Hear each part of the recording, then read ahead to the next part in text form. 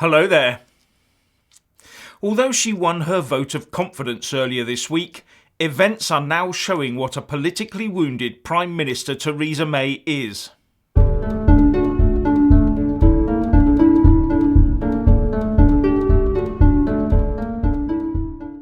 After all that's gone on recently, Theresa May said in a press conference this afternoon that the EU was still for talking. But having watched her performance, all I saw was someone putting on an act, and all I heard was the same old stuff, using the same old words but in a different order. It looked to me like she was trying to breathe life into something that's long since gone the way of the dodo. As UKIP leader Gerard Batten tweeted, Mrs May's long-awaited press conference, and we expected something dramatic. Once again, nothing but meaningless words about further clarification, which leaves things exactly where we were. How long can she go on grovelling to the EU? Well, the answer seems to be as long as her party want her to, and it appears that there are 199 other Tory MPs who want to see this continue. That is assuming she voted for herself in the recent confidence vote, and you never know, do you? Her deal is dead, and her credibility is now shot as well, as is that of those Tory MPs who still back her even now. And on our dear Theresa, not sure if you've seen the video footage yet, but it turns out that she had a few stern words to say in public to Jean-Claude Juncker. Although you can't actually hear what was said, the body language was quite direct. And lip readers brought in by one newspaper say that Mrs May was berating Mr Juncker for calling her and/or her Brexit deal nebulous. However, this word was actually used by Juncker in general terms, not aimed at her specifically. Now that may appear amusing, and some might say it was about time she took her handbag to a Eurocrat. And at a later press conference she was candid about it and tried to laugh it off a bit. But is this how we want to see our Prime Minister acting in public, especially when it is unfounded? More bad judgment as far as I'm concerned. She and the other 199 Tory MPs who voted confidence in her have even more to answer for.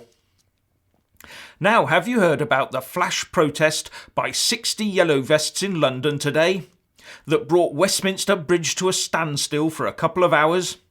According to politicallight.com, the protesters played Rule Britannia on a loudspeaker and slammed the Westminster elite. There were around 60 protesters who chanted, "What do we want? Brexit. When do we want it? Now." Activist James Gerard said in the Facebook Live post, "This is what happens when you go against the working classes." Once the police came, they were moved on without arrests. But is this a sign of what's to come? I wonder if the government will take a leaf out of Egypt's book and clamp down on the sale of yellow vests. Yes, a few days ago Egypt banned the sale of yellow reflective vests to walk-in customers and restricted them to verified wholesale business only, for fear of France-style copycat actions against their own government. Finally, we are told that as the date and time of our exit from the European Union of 11 p.m. on the 29th of March 2019 is stated in the European Union Withdrawal Act 2018, then Brexit is safe from a UK law perspective. So I thought I'd go and check it out again to make sure that was right.